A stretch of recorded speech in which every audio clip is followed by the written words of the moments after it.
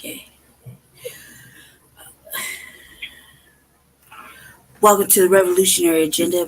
You're with your host, Seduction Doll, from second co-host of the Frontline Black News, and and this is RAHMEL Understanding. Yes, sir. I gotta start over. Too late. I gotta start over. This is RAHMEL Understanding, political prisoner, and in Colorado State Mental Hospital, and Brother Che Nkrumah is with us. Right now, we're gonna play a little joint from RAHMEL Understanding called Water. Peace. It's RAHMEL Understanding, the angel of peace from the east. Understanding understood in the neighborhood near you. Bringing a little hope without the dope. Official frontline campaign. Salute to the fallen soldiers. Our ancient predecessors dedicated their entire being to shed light on the subject of life. Life is reality. As complex as it may seem, and as basic as it may be, life is meant for the living. Life is like water, coming in different shapes and forms. It can be solid or it can be fluid. Life flows with impermanence. Nothing ever remains the same because all things are subject to change. Life is a path with a lot of twists and turns. It is a trip from A to Z. Reality is somewhat of a maze. Life is a journey and a quest in which we must question our surroundings and question all who cross our path. What you come to know defines who you are and defines your life. Many of us know hard times. Many of us know what it feels like to be on top. And many of us know what it feels like to hit rock bottom. To know means to have first-hand knowledge of the facts. To know means to be certain and sure of, while the unknown is that which is unsure and uncertain. Knowledge reinforces confidence, while not knowing reinforces doubt. The minus sign is the symbol of deductive reasoning. Through the process of elimination, many things are resolved. Through the process of elimination, life filters out the chosen ones and distinguishes them from the multitudes of the collective. The freedom fighter and the noble sage are the rarities that fate produces to bring about a universal change. They are the black sheep and the renegade who campaign day and night on the front line, striving to overthrow the rule of the wicked. Today, the war between good and evil is a war of the mind. The righteous are losing this war as they have lost the minds of the people. The mind is molded according to the square of perception. There are four sides to the square of perception. The square of perception is a combination of one's own self, family, society, and media. We all have our own individual thoughts, but the input of family and society also play a part in our judgment. Media, such as books, TV, etc., also play a part in our judgment and our perception. The resurrection of the mind has begun. The spiritual language of the ancients has now resurfaced, and it is being spoken with such grace. Man has turned a new leaf in the chronicles of time. The book of life has once again been opened to those who seek its divine guidance. Angelic beings manifested in human flesh have arrived on the terrestrial plane to teach the Holy Scripture, giving each soul its proper measurement of heavenly mental food. This heavenly mental food for thought has freed those who have been held captive to the bondage of slavery, injustice, and falsehood. The angel of peace yells on the mountaintop, "Do away with your idols and your manufactured religion." The angel of peace says, "My people, come to your senses and pray toward the holiest inward direction. There you will find that from which you came, the foundation of the soul, the essence of life, the one and only God who dwells in the holiest temple, the one and only God who is defined by guidelines, objectives, and directives. Many have strayed from the path of right. Many cannot see because they have lost all insight. They are misinformed and miseducated. They are easily manipulated, captivated by deception, haterism, traitorism, trickery and treachery have the people divided. The people feed on poison and refuse to become enlightened. They are rotten to the core. They adore that which sparkles and glitters. They worship the 666. The 666 is the coin system, the caste system, and the class system. They are doomed to fail. They long for idols instead of that which is real. Ignorance is a curse, and to break the curse of ignorance, you need a spell. You must spell the holy words that reveal the truth. The truth can kill, and the truth can heal. The will of the universe will be fulfilled, regardless of how people may feel. A feeling is a sense, and we have lost the true sense of self. Peace.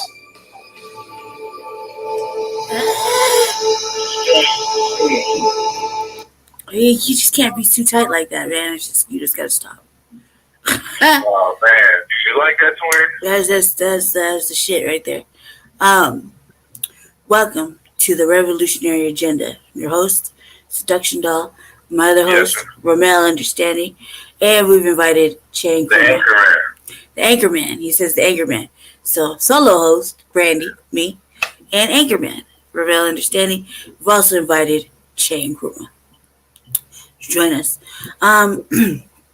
Today what we're discussing is quite heavy for myself and RAHMEL Understanding. What we're talking about is mental health. We're talking about mental health in its forms of diagnoses, treatments, suicidal ideations, homicidal ideations, and what leads us to do crazy shit and when we don't do crazy shit. But how it affects the revolutionary mind and the toll it takes on the people in the revolution. So, welcome, Chang Kuma. Go ahead, RAHMEL, you want to start? Yeah, please. I just want to say that regardless of who or what, the fact remains that all black people suffer from PTSD, post-traumatic slave syndrome. And Sure indeed. I just think that we're affected in so many ways, and we need to find some kind of remedy or some kind of method to better our mental condition. Because a lot of things have been programmed into our minds, such as hate. Just like I said in the speech, hate,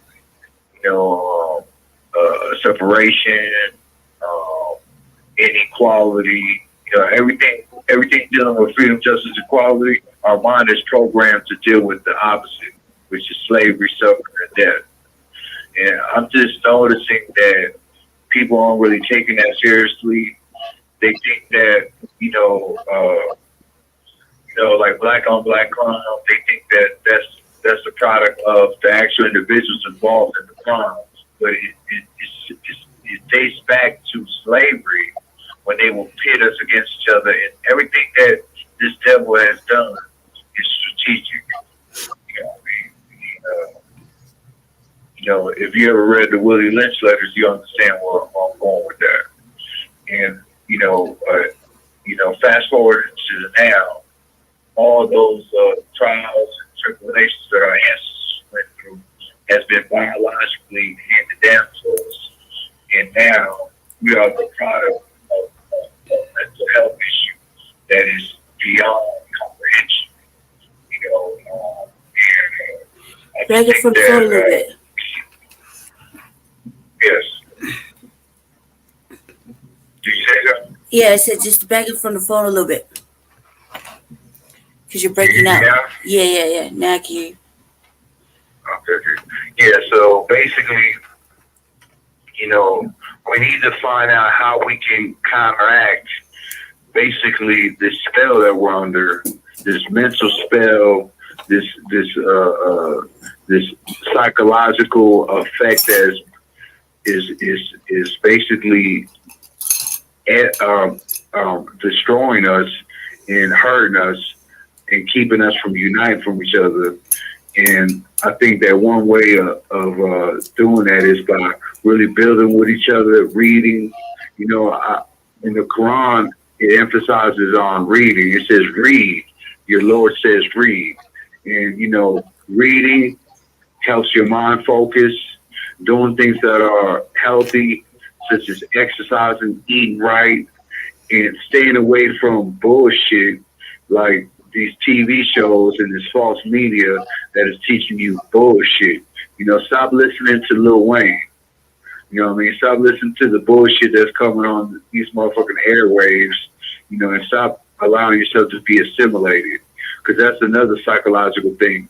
We tend to be followers instead of leaders.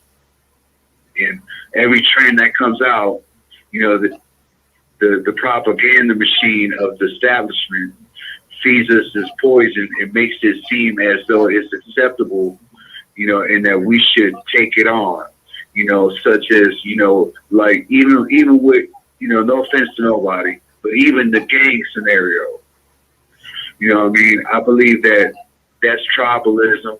I think that a lot of it pits us against each other. Certain people can't wear red, certain people can't wear blue. I mean, I understand the uniform and all that shit, but I just think that it's to the point of chaos, and we need to, take those things and turn them into revolutionary things, revolutionary organizations. And that's what we're trying to do with Frontline Campaign and frontlinecampaign.org. And I'll be honest with you, I suffer from a mental health issue called schizophrenia. I'm schizoaffective. I was born with schizophrenia. And my whole life, I've been struggling with it. And I've been on medication since I was 18. And it took me till I turned 27 until I finally realized what the hell that was they were talking about. I'd be in classes and different stuff, and I never understood what these people were talking about. Until I started picking up a book and reading and figuring it out for myself. Hold on real quick. I'll be right back. All right. Go ahead, pick up where I left off. All right. Okay, yes. Schizophrenia is schizoaffective disorder. Are like almost one and the same, I believe. I myself has schizoaffective disorder of the highest capacity. Been struggling with it since I was small. I think since my mother said I was fucking crazy and had me tested. Wasn't tested, but that's the diagnosis that's the diagnosis that the system wants to place on me. I don't think it's me being crazy. I don't think it's me having any kind of a psychotic disorder or whatever. I think that it's just, if I look at it the way I look at it, my mind looks at it like this, that I'm a blessing, an asset. I came in this world for a reason. And sometimes maybe God decided to place certain people with this strong mindset that they are able to accomplish many great things. And they just have everything a person's supposed to have in their mind. They have everything. They have the mindset to defend, the mindset for right, wrong, and justice, mindset to fight for other people, mindset to do good things. Also, are on the destructive side, like God, and they just destroy every fucking thing they want. But they're an ultimate being, and there's a reason that they're supposed to be there. So I have to look at it in that sense. There was a reason that I would have to be here if I would consider myself an ultimate being. If I can do all great things and all bad things at the same time. If I can regrow the world, I can destroy the motherfucking world. What? Twin, my question to you is, okay, I missed out some of the things you were saying because I had to answer the other line. But my question to you is, what's your diagnosis? I have schizoaffective disorder at the I gotta look at the paperwork. It's just at the ultimate, the highest level of fucking crazy, I guess. Schizoaffective disorder. With I think it has a third axon. I'm not sure. I gotta look at the papers. And then you got all sorts of other little diagnoses that go with it, like Yeah. what is it? Okay, cool. What? I think so. Yeah. Are you talking to me? You're talking to somebody else. Yeah. So It has like an axle on it. Axle times 3 or some shit. I forgot. I gotta look at the paperwork, and I have it in front of me. I don't acknowledge the paperwork. I don't acknowledge it because like the medicine I don't take, like the shit I don't acknowledge.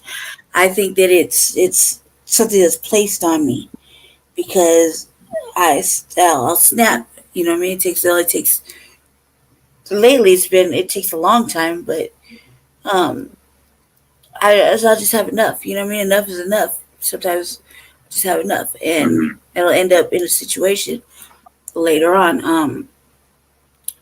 But it's because I feel like with schizoaffective disorder, it's like schizophrenia. There are either two people. Yeah, there's two types of people: the people that take the medicine and the people that don't. I'm on the don't side, which allows me to be extra renegade-ish, I guess you should say. But it's just that the medicine makes me feel like this, how I am right now, like groggy. It's like groggy, angrier, more resentful, not in control of my own body. Yeah, I tried all of them. They all do the opposite of what it's supposed to do for me. Oh, okay. Yeah, but some people they can have that disorder and still not take medication. Well, mine's so severe, I got to take medication, or not when you'd be having this conversation. Right. I'd be out my mind. Yeah, it's like for mine, I'm supposed to take it, but I don't want to. I don't want to, so I don't. So then when bad things happen, I don't want to. I'm gonna share something. The reason I'm the political prisoner and that I'm in the state mental health facility is because I ended up not being able to access my meds, and I went crazy. I was walking down the street, I swung a machete, and I hit an innocent bystander. And as embarrassing as that is, I've learned to, see it as something real, that it actually happened, and that I need to be a little bit more conscious about my medication issues. Because when I'm not on medication, I see things that aren't real, I hear things that aren't real, I'm out of my mind. And, in regards to the revolution, what that does is it doesn't allow me to operate at my best for the revolutionary cause. Right. And I'm the opposite. So I take away if I add the medicine, I don't get to operate at my best for the cause. If I'm on my medicine, I don't take it. I don't take it as fuck no and no. But a lot of it has to do with sleep. Yeah, when you're at a mind like mine, you don't get any. A lot of it has to do with rest. I don't get no sleep. Like when I have to shut myself down to the ultimate point of shutting myself down in order to sleep, and because my mind runs so high that it's hard for me to even sometimes to form fucking actual sentences. My brain is running very high all the time. I think about 19 different things at the same time. I'm problem solving about 6 of them at the same time, and my brain is just going constantly. And then I'm at a point where I'm at the stage where I'm tired of being fucked with religiously. Call that racing thoughts. Yeah, racing thoughts, which is that happens all the time, and I'd say about 7 or 8 of my 19 thoughts at any given point are homicidal or something stupid, because I think there's some things just need to be wiped out. You know, like, and then I know that they just shouldn't, so they shouldn't exist in order to have peace. Even on medication, I tend to be somewhat aggressive sometimes, depending on the situation. I'm pretty much, non-violent, but, I feel that my condition has worsened my mind so bad that now I don't really give a fuck, or I used to not give a fuck, Even on the medication, if I got into an altercation with somebody, I was trying to take them off the plane, Yep. take their life. Exactly. That's how I feel right now. And I think it gets worse the older we get. The worse we get, the older we get. It's not like when we were younger, you don't want to hurt nobody. When you're older, you don't give a fuck and you want to hurt everybody. Yeah, I can't find a motherfucking jail cell in a place like this anymore, man. I gave these motherfuckers 16 years of my life being in jails and motherfucking prisons and shit like that, man. I almost gave them 16 years being in institutions. I'm fucking done.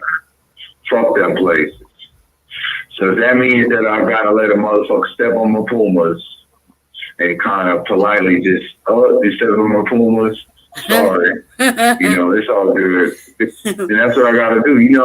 This is a song by Chris Rock and Gerald Levert. It's called No Sex in the Champagne Room. It goes, no sex in the champagne room, no sex in the champagne room. Right? And he says, man, if somebody steps on your pumas, man, let it slide. Oh yeah. Don't shoot up. You remember that song, Twin? Yeah. I know that after the show, I'll play it for you after the show. Yeah. Sometimes you got to be the bigger person. That's what I'm learning how to do. I'm learning how to be the bigger person and shit.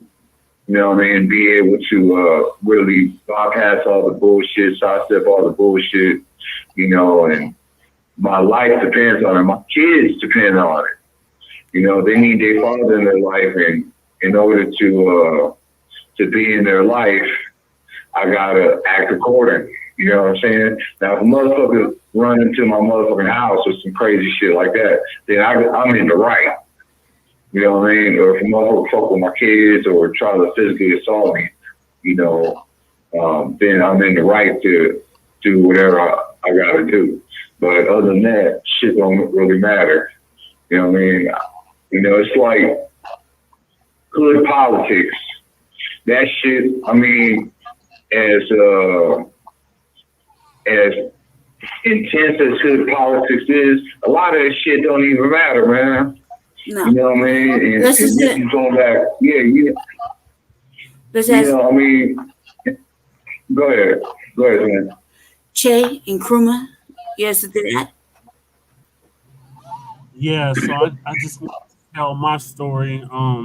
So when I was about 17, 18 years old, I was diagnosed borderline bipolar. And they tried to give me medication at the time. My mom was not feeling it because she was a nurse in the nursing profession, and she didn't want the side effects that came from the medication. So I went without medication for at least 10 years. It was up until recently I was diagnosed with depression. I am taking Abilify right now as we speak. It makes me really drowsy and sleepy, so I don't like taking it, but they say I have to take it to deal with my depression. I have depression for a lot of reasons. The first reason is I was unhoused for almost a decade. The second reason is I'm a black man in America, and the third reason is I was the only child, so I didn't have the same kind of interactions that people with siblings had. I was pretty much a latchkey child, so I got into a lot of trouble being a latchkey child. Gratefully, it didn't result in any prison time or serious jail time. So I'm blessed in that sense. But the whole thing is living under the system of racism, white supremacy. As a victim of racism, white supremacy, we all have mental health issues, whether we've been diagnosed or not. Living under the system causes mental illness, and we have to find ways to cope and deal with that. People find ways in coping with that with drugs and alcohol. My drug of choice was marijuana, and tobacco, cigarettes.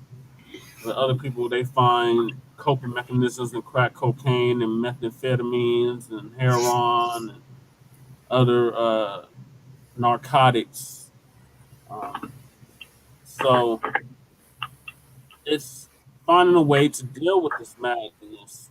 We were born into a system of racism, white supremacy, and every day is literally a test of our mental faculties, um, because we're in a prison. We are in a prison, whether we want to admit it or not. We are under a prison system, and we'll find different ways to cope with that. Some people live in denial that no, I'm free. I can do whatever I want to do. Other people acknowledge the fact that they're in a prison. And when you go to jail or prison, you just go to a greater form of confinement. So you can be in a prison in your mind as well. And there's a lot of our people that are in a prison in their minds. And it's hard to break out of that. Like y'all were discussing earlier about the post-traumatic slave disorder.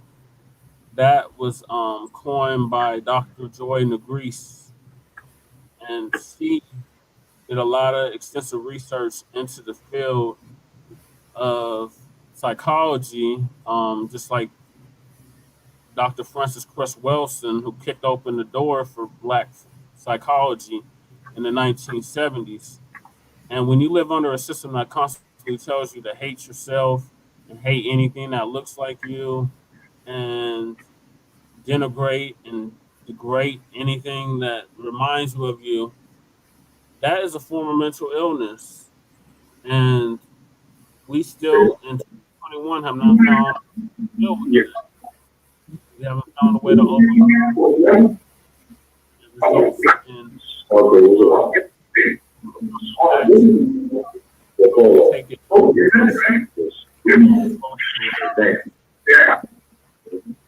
and the system that diagnoses us is a white supremacist system, so we really can't trust it. A lot of people say that these are gifts that people are given. They're not something to be looked down upon. They're actually gifts, and Creator gave them to certain people to deal with. In ancient times, these people were known as shamans and medicine men and witch doctors and people like that, healers and people that were clairvoyant, could see into the future, and they could predict what was going to happen. But in this westernized society, we look down on people that have these gifts and call them crazy and label them and put them into asylums and facilities where they're sedated and they're given medication to deal with this, because they, under this current system, they think the people that diagnose them think that they can, what is the word I'm thinking of, cannot acclimate to the current society and what's going on, and they have to be put away. So we as an African people, we didn't put our people away that had these gifts. We actually celebrated them and didn't ostracize them. But under this current society, under this current system, the opposite is happening. And we basically just want to put them away and let them be somebody else's problem.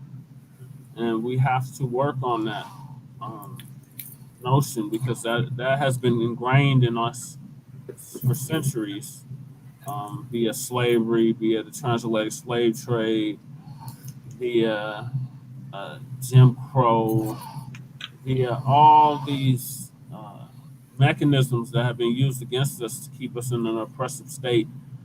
So we have to break out of that, Black family. We have to start loving each other, loving one another, and accepting the fact that we all have some kind of mental issue, whether we've been diagnosed or not. Thank you, Brother Jay. Ramel, you have anything to say in regards Yes. to that? Yeah. Let me throw my 2 cents in the pot real quick. And man, you know what I mean? We've been programmed to not give a damn and to, not plan things accordingly. We're always dependent on the devil to basically guide us, to teach us, to help us. You know what I mean? We need to apply what the higher power has basically embodied, and that's self-sufficiency. We need to be self-sufficient. We need to help ourselves unite with one another. And a lot of times, man, the best thing to do is just meditate. You know what I mean? I lean toward meditation. Besides medication, I also lean toward meditation. And if you don't meditate, that's a good thing to do. A sister named Dazzle, she says to me, she says, do you meditate every day? And I said, nah, not every day. She says, do you wash your ass every day? I say, hell yeah. She says, well, you need to meditate every day just like you would wash your ass every day. So I say all that to say this, that meditation, mind, body, and soul is real. It's what's taught to us by the ancestors, those who came before us. They taught that spirituality was a essential key in mental health. And when I say spirit, I ain't talking about hobgoblins and motherfucking Casper the Friendly Ghost and shit like that. Because your spirit is your energy. When you enter a room, your presence is your spirit. So wherever you go, you carry a certain spirit with you, a certain countenance, a certain presence. So spirituality is real in that context. I myself personally don't believe in hobgoblins and shit and motherfucking spooks and shit like that. But I do believe in spirituality as far as, the essential nature of things and the metaphysical things. I believe that the metaphysical is spiritual and metaphysicality is spirituality. That's the essence of all things, what I'm saying, the energy. It's Hold on like when you watch TV, and hold on, Ramel. Hold on 1 second. Hello, this is a prepaid collect call from Hold on a sec. an incarcerated individual at Denver Sheriff's Department County Jail. This call is not private. It will be recorded and may be monitored. If you believe this to be a private call, Be right back, please hang up people. and follow This is a facility serious phone instructions call. to Call you right register back. this number as Call a you right back, private Jake. number. To accept charges and consent to this recorded call, press 1. To refuse charges, press 2. If you would like to permanently block your number from receiving calls from this facility, press 6. To balance and rate quotes, He's hanging up on press his 7. phone. Hold on a sec. To accept charges and consent to this recorded call, press 1. To refuse charges, press 2. If you would like to permanently block your number from receiving calls from this facility, Could not get that off the phone. I should hang up. All right, where's Ramel?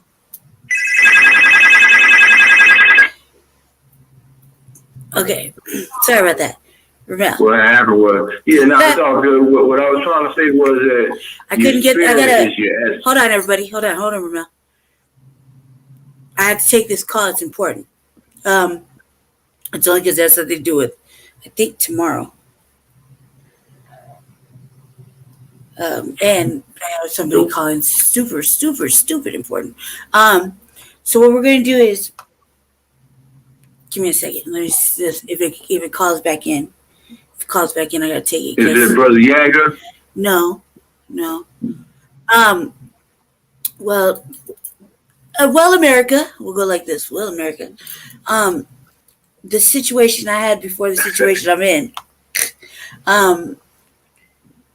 went to jail for some stupid shit that he did. Well, anyway, he's supposed to be getting sentenced.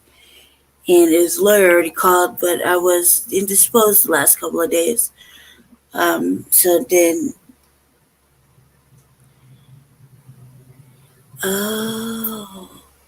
That's because I'm supposed to be somewhere right now. All right. I think I'm We'll supposed cut to it be. short. I'm supposed to be in court right now. Say the 23rd. Oh, okay. Today is the Whatever y'all 23rd. do, keep it true. Thank you for joining the Um, revolutionary team. no, wait. We're coming right back. We're gonna finish our show. So hold on a second. Okay, well, We're I finishing our got show something I anyway. gotta do, so I'll right. make it back. When are you gonna be back? Probably like around 4. It's 3. All right, we'll finish it then. All right. Peace. All right, peace. All right, that was my understanding. We'll finish our show later. I forgot I was supposed to be in court. Yeah, you know. So well. Did I forget? Who knows? Who knows? I think I did forget though. Let's see. Oh yeah, today's the 23rd, huh? I forgot. Oops. Oh well. Such is life. Okay.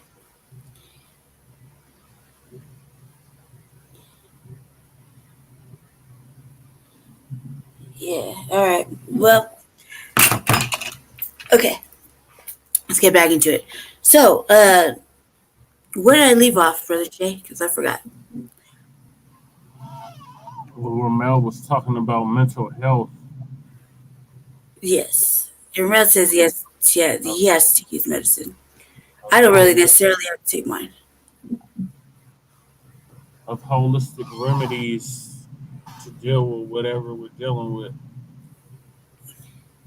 So he was talking about meditation. Yeah, that's good too. That is good too. I myself don't deal with it. When I feel like if I need to deal with it, I've done my best. This is where I reached out. I tried, I gave up. And then after that, who knows what kind of madness will ensue. So, case in point, like today, you know what I mean? You know, I forgot I was supposed to be somewhere. Oops. But anyway,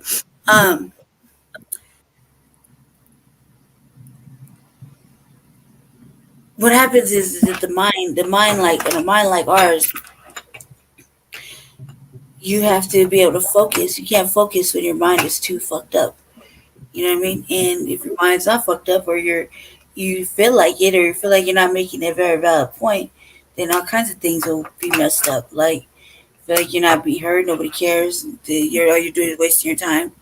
Then you end up with suicidal thoughts, and that's our next topic is suicidal thoughts, and how it happens to be like what happens during a person's mind when they feel like they have done everything in their power to do the right things, and then the right things aren't functioning correctly. Then they don't want to live no more. They just feel like fuck it, and they're not of value. And then when they see if they're not of value to anybody, then they ultimately try to do it. And when it's unsuccessful, they wake up and they're very mad. It's usually what happens. But have you had an experience like that? Coming back. Have you had an experience like that? Yeah, I had an experience like that back in high school. I was about a sophomore, junior in high school. And I thought about suicide, but I never attempted it. I thought about it, but I never attempted it.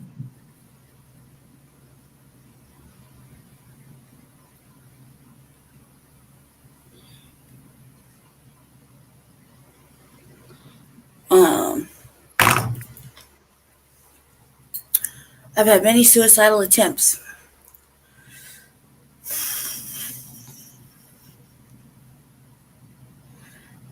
One just recently. Like I said, the reason I would do it is because I feel like I'm not of value. I've given enough to have given a lot or given everything I had to certain situations. and then realized I wasn't of value, or that I cannot be seen of my worth.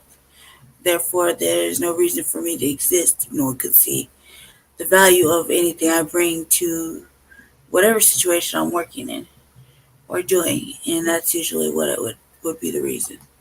Not being taken seriously or taken advantage of, or not that my not having a value or worth or purpose. That was it. That would be like the main reason. I have no purpose. You know what I mean? And when someone says that, it's because they have exalted all aspects of it. They really look at every single thing. You know, when an analytical mind does it, and like an analytical mind like myself, uh, there is no purpose. There is no purpose. Meaning they had already exalted every aspect. I have exalted every aspect when I did it. Or try to do it. Hang up. Or try to do it. I have tried like several times. I'd say I started trying to put off myself. I was probably like 14, 15. Um, and things weren't going right. I wanted to go home. My parents didn't want me to come home. Neither of my parents wanted me to come home. So I was already 15. I'd already been in the system for like 4 years. I'd already been raped, I don't know how many times, by the foster parents, kicked out, been moved around like 250 times. I was running away off and on and off and on. How many fights I got into, and I was just tired. I was tired of being fucked with. I was just tired. I was tired. So I tried. The first time I tried, I was like 15. And it didn't work. I woke up the next day.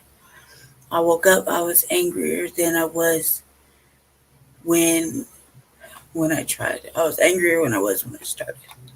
Um, I couldn't believe that there was one thing that I found out, that my real father had died, and that I never knew who he was, and I lived this whole motherfucking stupid ass life not knowing. And there was another reason that I wasn't allowed to know. You know, that shit was pretty upsetting. And then I have been getting bullied and fucked with my whole fucking life, and I just didn't want to anymore. And then, when I woke up, I was angrier, and still fucking angrier. And I went on to the next stage of my life. Then after that, I had a moment where um, I had my first son, and I didn't want to live after knowing he wasn't going to make it. My first son was 3 months old, or 3 months early, actually. And when I had him, I was unconscious, and they took him out. But all I heard from my parents were that he was dead, and I wasn't really listening to anything else that they had said. That was when I just didn't want to make it. And then not knowing that they had put him in a little machine to let him get better, and it was difficult because I didn't see him be brought out of my body, so I didn't think he was mine. Considering how much weight and shit I gained, I did not believe that little fucking thing was mine. So I went on this whole little tangent about that. And I had to really sit back and analyze some shit. And then, amongst the other times, usually the police have tried to arrest me or something stupid, or, you look back now at it, it was kind of stupid. But at the moment it was happening, it wasn't stupid to me. It was everything. It was serious. It was everything that had to happen. Recently, when I tried, I woke up. I was just as mad. Like, God, why? I always ask myself like that. Why? If all else fails, why? Why would I still be alive? What is the motherfucking point?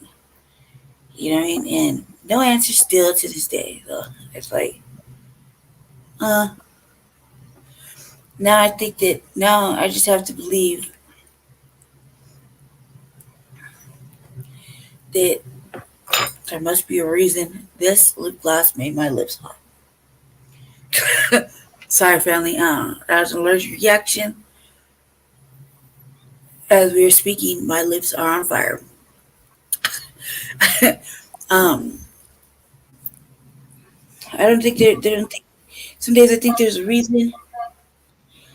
Other days, I don't know. Like today, I really don't understand what the purpose is.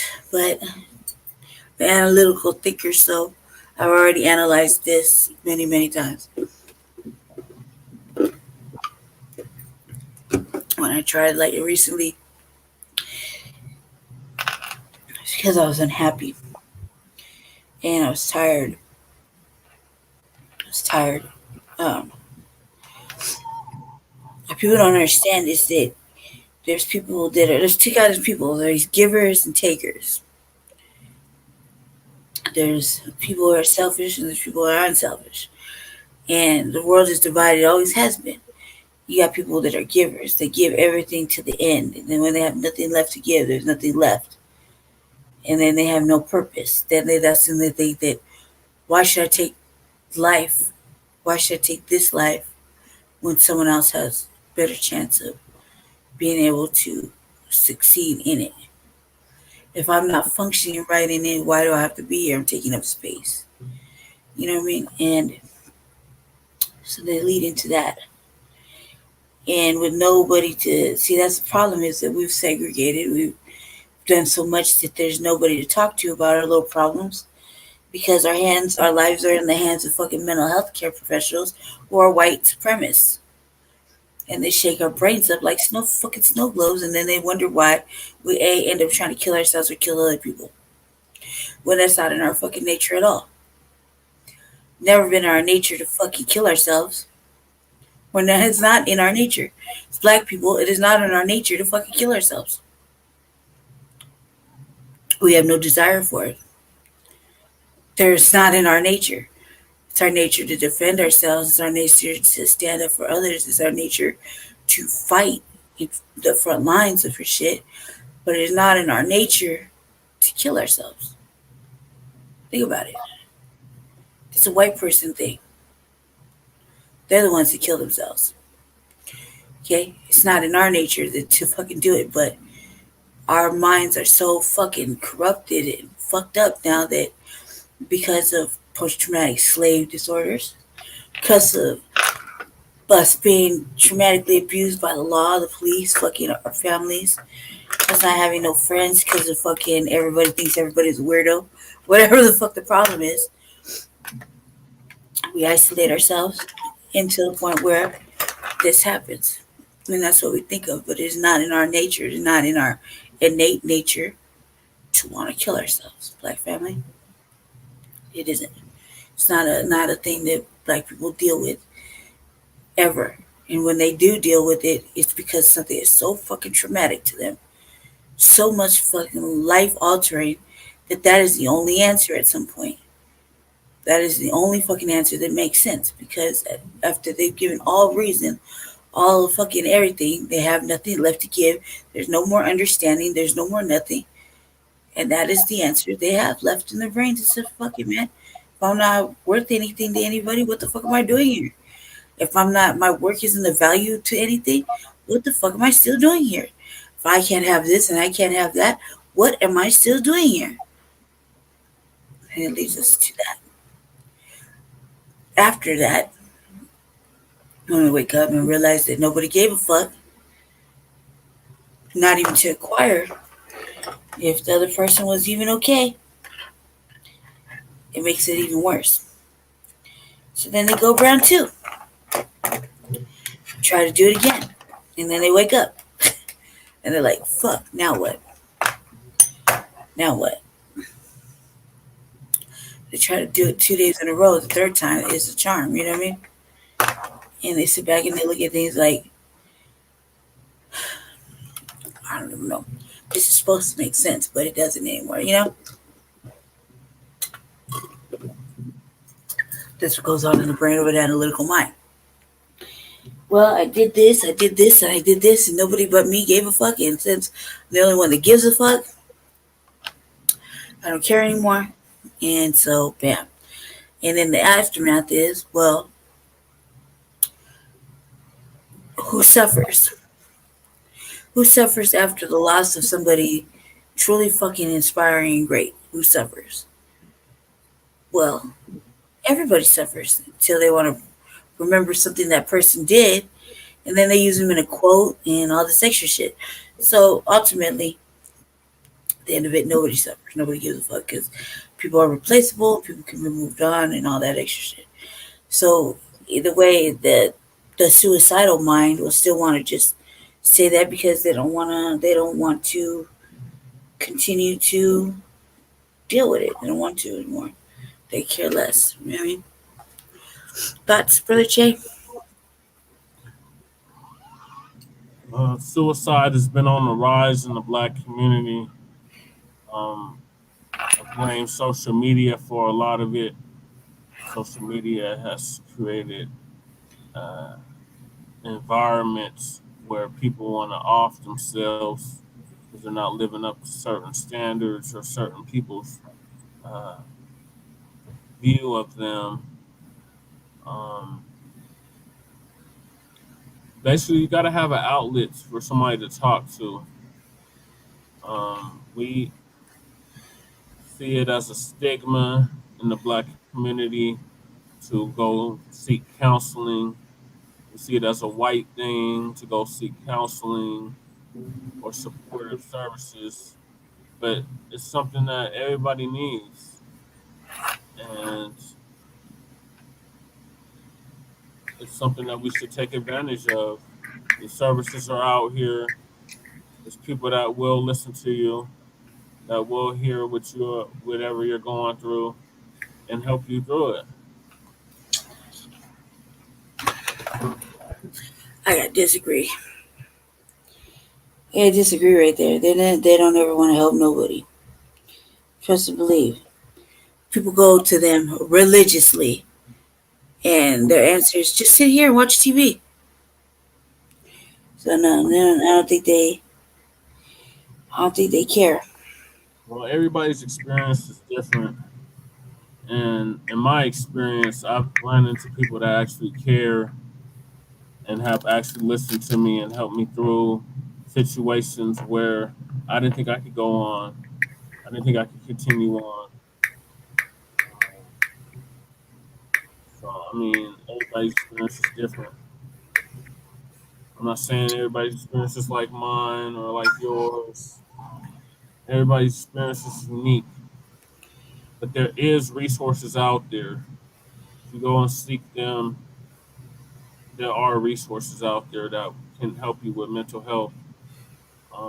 I wish we could have got Brother Keith on because he would have been able to shed more light on this because he deals with a lot of mental health here in Colorado.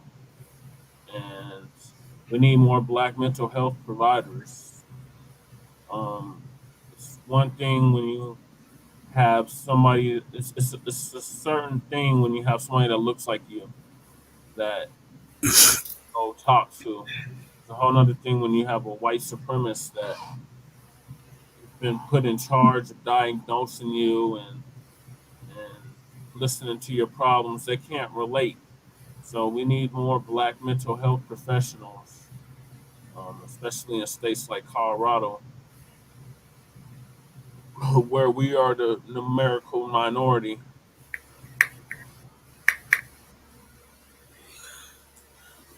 Yeah, I agree. I agree on that.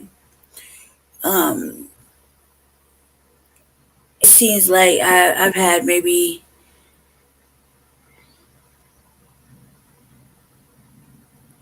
two Black therapists my entire life, and the rest have been white. Um, I was saying the two, one you witnessed for yourself, um, and the other one didn't get really that much of a chance. The job is quite difficult, but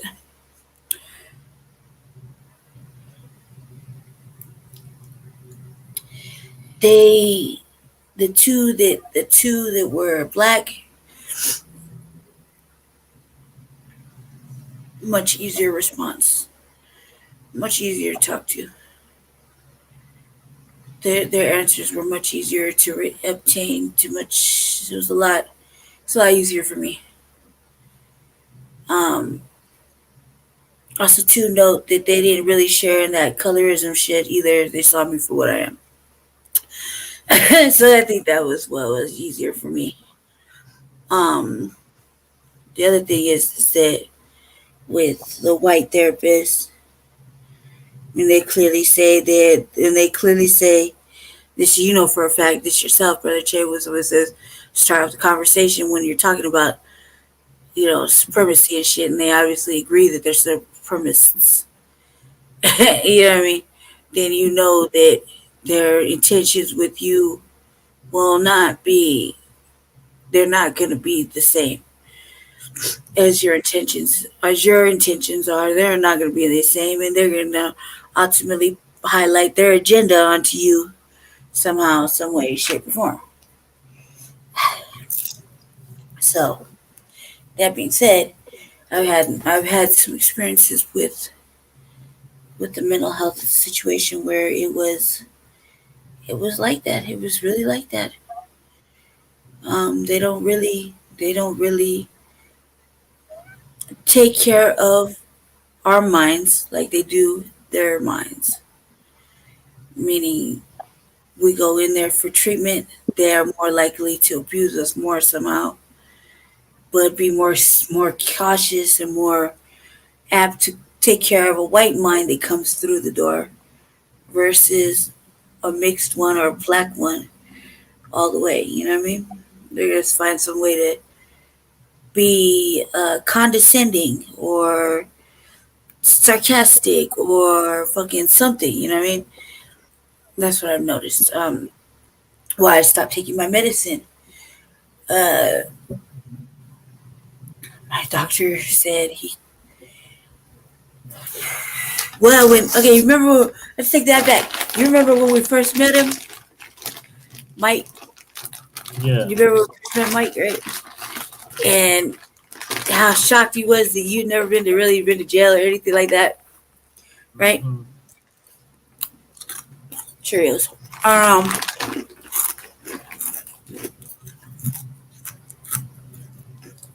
How I liked him. Remember that first time? Yes. And then, second time, he found a way to jog me out of a visit. Remember? Yeah. It took like 6 months to get that visit. The second one. Right? Remember? Yes. He kept shortchanging me after that, right? Then when I see him again,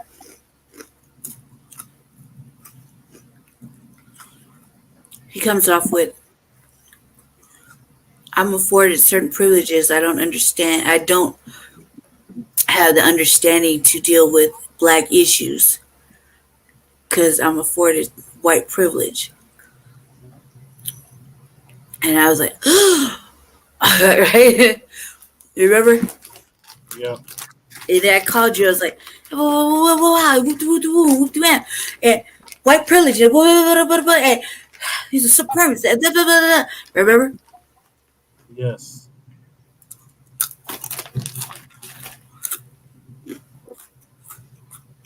You only wanted to give me medicine according to my heart.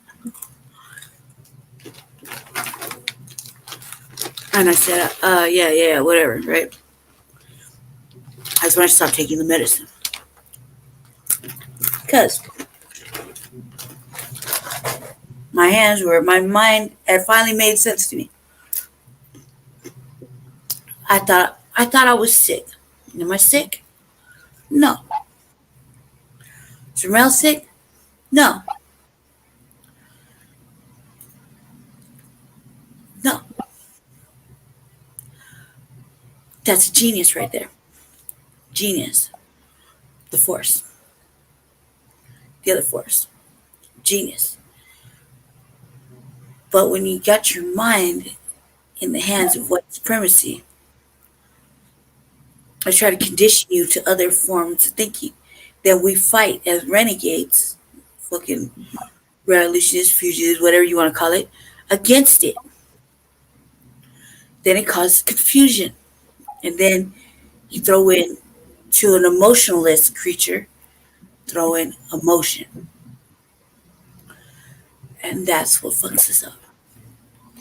We spend our whole lives being emotionless. That I lack moral compass.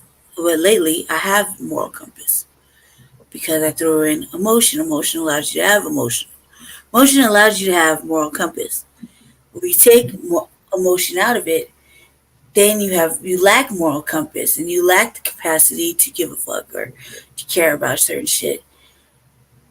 I added emotion into my daily factors, and there we are. Then we have suicidal ideations, and we have suicidal acting outs. And then we have, well, I did ask for help, but nobody wanted to hear me. I did ask, I did tell somebody. Nobody cared. I tried to talk to you, but nobody listens. I didn't want to anymore. I'm tired of talking, so I did it. And then they wake up mad. Madder. Because you're still here. And I gotta analyze why. Why? No answer. No answer from the Orishas of why. No answer from God. Why? No answer from friends. If you have any. Why? You know what I mean?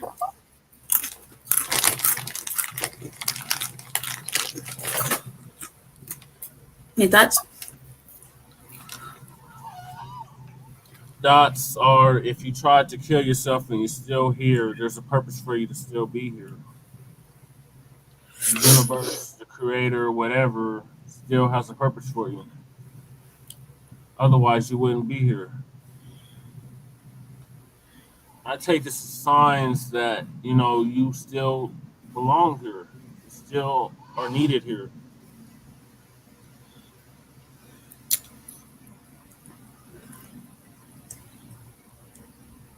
But for everybody that's watching, there is a number you can call if you do find yourself in a situation and you feel that there's no one that you can talk to. The National Suicide Prevention Lifeline. It is 1-800-273-8255. Put it in the chat. How do you put that in there anyway? It is available to anyone in a suicidal crisis or emotional distress.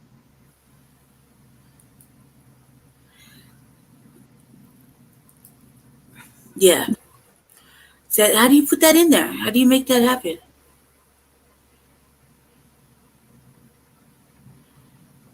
Oh, let's see. All right, let's see.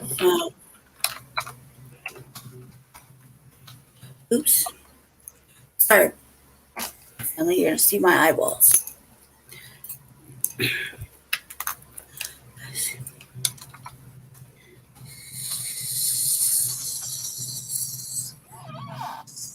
What's it called? 2020, still working with a. Whoa. Suicide, what? The National Suicide Prevention Lifeline. Jesus. Prevention. Already put it in the chat. I know. I'm trying to do something, sir. What's the number? It's 1-800-273-8255. Let's see if we can to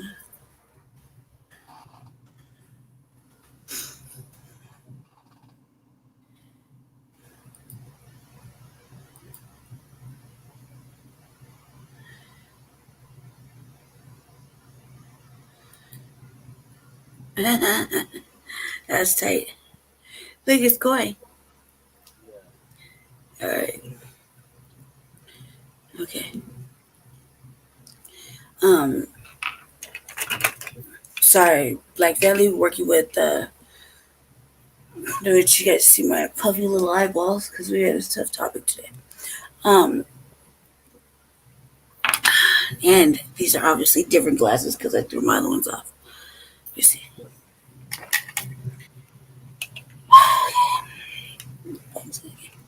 There we go. That was tight. Okay, let's see. Okay, that was the suicidal prevention number. That was neat.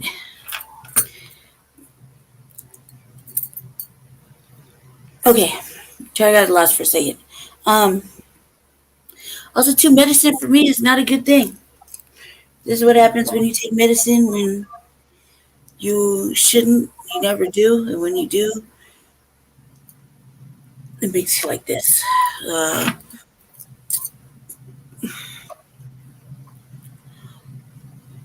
Loopy. Crazy. Not right. Not balanced. You're better off before you took the shit. That type of thing. I'm wearing mine down. I had to eat mine down. I had to drink shit. I had to do whatever to get it out of my system. So mine is coming out of my system now, and it's still making me kind of. Why I take it? Had to. But there are people that they don't know how to deal with my mind. So I would say that, like, when you go to mental health crisis center, they really don't know how to deal with a mind like mine. Sometimes, like, a mind like mine is way too apt for others. They don't understand it. They don't know how to deal with it. They don't know how to take care of it.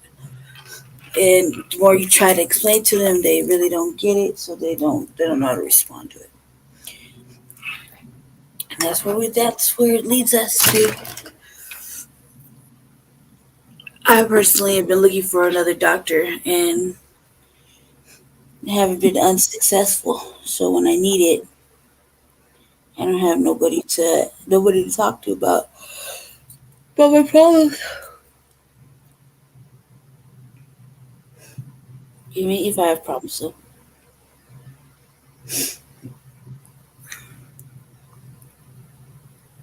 That's what they say. Jesse? Like I said, everybody's different. Sometimes the medication works for you, sometimes it doesn't. If you can, try to find holistic means to deal with whatever it is that you're dealing with. But, like, I'm gonna continue to keep reiterating, there is help out there. You have to seek it. There's plenty of numbers, plenty of hotlines, plenty of mental health professionals out there. You just got to find the one that works for you.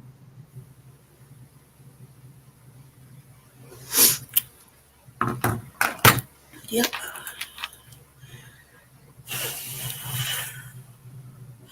Let's put that up there again.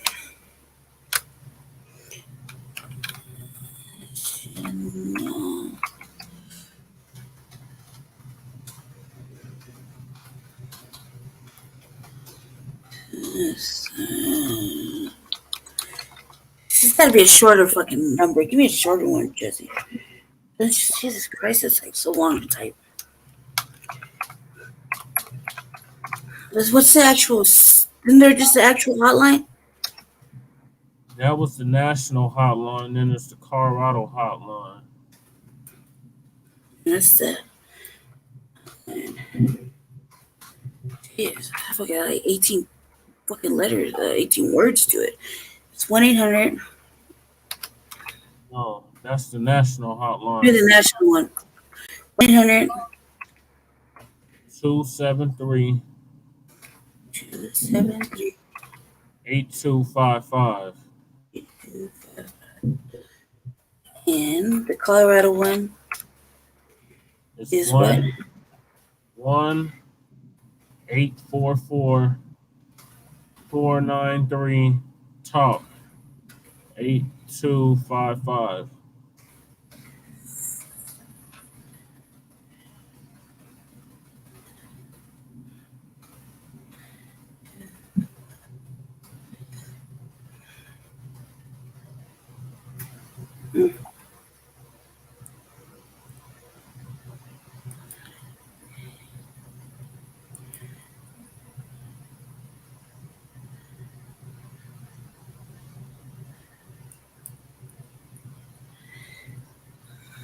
All right. Hey, really, working in StreamYard and just playing around trying to get everything to work appropriately on the screen. So forgive me for just kind of paying attention to the shit. And let's see. Is this in the comments? Is that in the comments? No, it's in the private chat. Okay.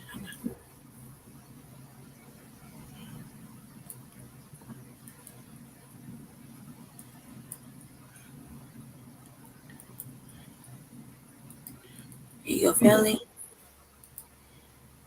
Yeah.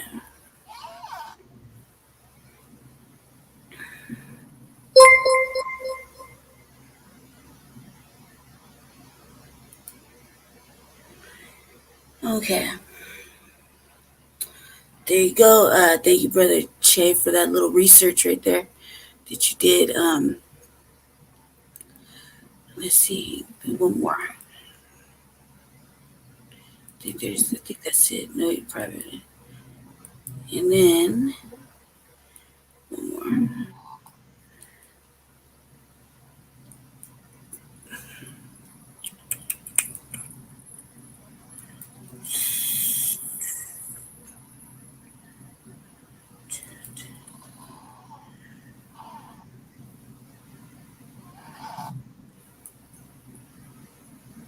There we go. Thank you again, Brother Che, for that little research.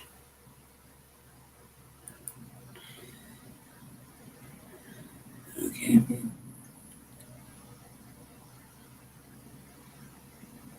Yeah.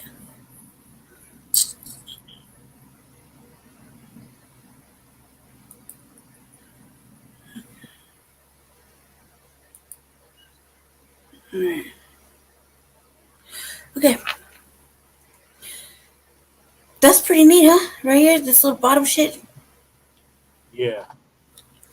Yeah. All right. Cool. Final thoughts. Final thoughts is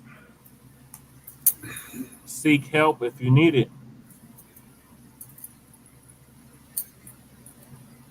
We got to stop stigmatizing those that have mental health issues. Like I said, there's plenty of resources out there. So, National Suicide Line is one of many lines you can contact if you find yourself in that situation where you feel that you want to take your own life. If you are dealing with any kind of depression, any kind of crisis, there's numbers for that. So please, Black family, seek help. If you need it, please seek it. Yeah, I concur.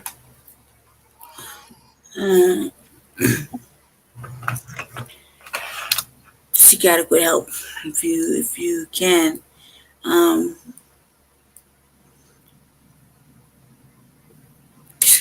don't even know what to say. I pray that people get an understanding that when they are asking for help, that you help them. You know what I mean? But there's no but actually to that. That actually help you when you seek help. It's important. Especially you don't want to lose. You know, I mean, nobody wants to actually lose people, I guess. But there's no but. Nobody actually wants to lose people. So hopefully they ask for help, that they're taken seriously, and sort of reasoning could come to them to where they can see that they don't have to do that. You know what I mean? That's all I have to say about that, really. I just hope that use that number on the bottom, family. That's what Brother Chad and I are trying to, I guess, get across. Hopefully somebody there will answer the phone and actually be of some sort of use.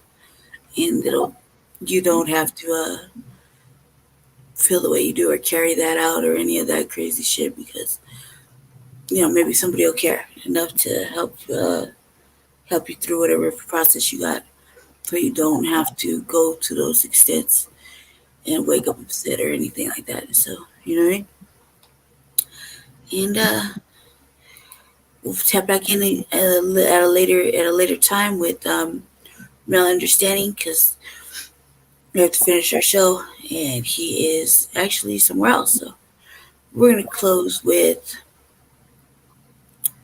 should we close with Word to the Wise? Close with that. Thank you, Brother Che, for appearing. Peace. It's RAHMEL Understanding, the angel of peace from the east. Understanding and understood in the neighborhood near you, bringing a little hope without the dope. Word to the wise. The underdog will rise despite hate and opposition. The underdog is the cornerstone of civilization and the missing piece of the puzzle. Even though it is overlooked, forsook, and counted out by the ignorant and the mindless who fail to take into account all the factors of reality. Believing in spookisms and schisms amounts to nothing. The fool seeks nothingness and embraces nothingness. Nothingness is vanity and corruption. We must seek the substance of life called wisdom. Wisdom is the application of intelligence. Wisdom is a form of matter because wisdom operates solely in the physical realm of matter. Wisdom solves matters and makes matters more manageable. Wisdom is all that truly matters. The main matter we should focus on is the now. The now is reality, and reality is life. Life has a shadow named death. Existence flows from life to death, and death to life, giving birth to legends and legacies which are forever sealed in the book of life. Great names and prominent empires die and fade away into the wind. But that mighty wind has returned with the wrath and the power, the breath of life, fueling the fire of the newly enhanced mind, and resurrecting the principles of the ancients. The breath of life is the spirit of the truth, spreading the supreme energy and good news of hope to the four corners of the planet Earth. The truth is godliness. The science of godliness is integrity. Integrity is being true to yourself. The sincere heart is the moral compass of reality. Sincerity has almost become extinct. The way people think has gone totally against the original nature of man. We act like animals, primitive and wild. Having no logical culture has put man on the same level as beasts. Love, peace, and happiness has been excluded from today's aims and objectives. Greed has diluted the brain, and hate has corrupted the soul. Death has become appealing to the eye and tasty to the tongue. The poisons of death has zombified man and turned humanity into an idiotic puppet. Today's reality has become the night of the living dead. The apocalypse is here, and the hourglass indicates that the end times are upon us. The world as we knew it has come to an end. Life will never be the same. The simple things that once were will never be again. The happy days have faded away. Now we must brace ourselves for the day of reckoning. Where is the Messiah the people seek? Where is the wise man from the east? I must confess that the Messiah they seek will come from the streets. He's on the corner and in the wickedest parts of hell, battling against oppressor. The chosen one comes in common clothes and uses common speech so he can relate to the common people of the street, using the vices of chaos to free the masses, using basic universal principles to elevate the people and cultivate unity. The Savior has arrived. The shepherd and the keeper of the flock has the key of knowledge to unlock the mind. He dwells amongst the populace and needs no disguise. He wears no mask and needs no cloak. He's the underdog, the outcast, the common man from the common folk. Clarity comes to those who want to think clearly. Thinking realistically comes with much heartache and difficulty. It is hard to accept truth in life as it is. Many prefer illusion. Many prefer anything else but what really is. Word to the wise. Peace to the gods and the earths. Yeah, that's tight. All right. Check it out. Hold on. Thank you for watching. From Real Understanding, Seduction Dog, and for the Chain Crew. Let's see.